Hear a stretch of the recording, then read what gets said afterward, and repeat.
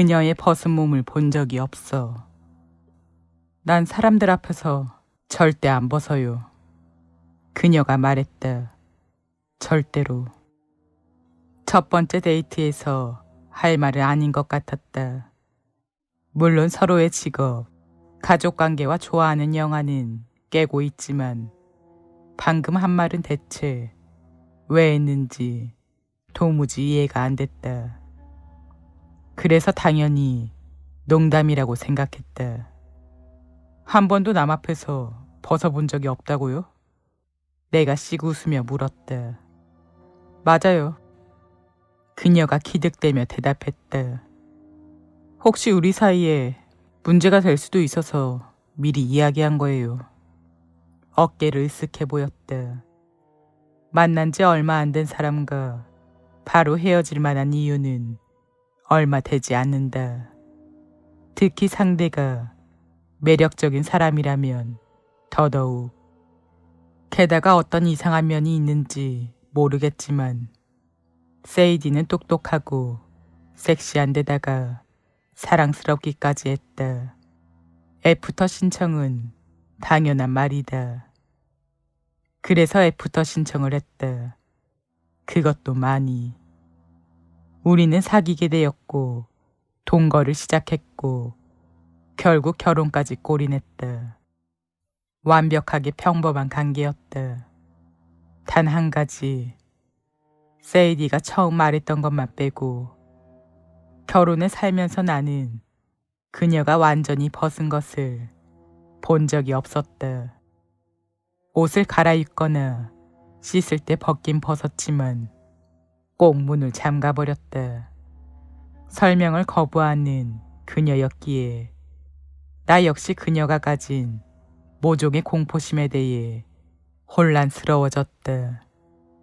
거의 모든 사람이 그녀를 아름답다고 여겼고 그녀 역시 부끄러운 문신이나 학대 경험은 없다고 했으니까 우리가 사랑을 나눌 때면 내 손은 그녀 옷 아래 곳곳을 탐했지만 어떤 흉터도 만져지지 않았다. 결국 나는 묻기를 포기하고 그녀를 있는 그대로 받아들이기로 했다. 그리고 아내가 임신했다. 사랑하는 이가 갑자기 냉랭해진 경험이 없다면 나 역시 이를 추천하지 않는다.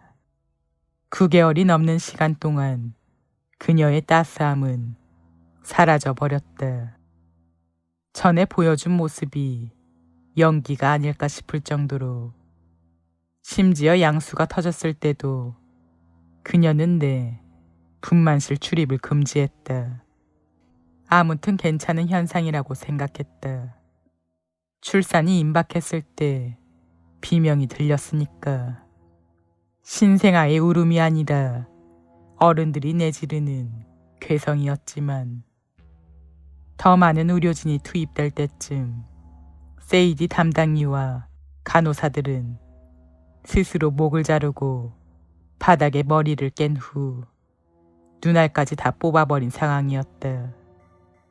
그리고 그 중앙에 선 세이디가 주변 환경은 전혀 개의치 않은 채 침대보로 아이를 감싸 안고 있었다.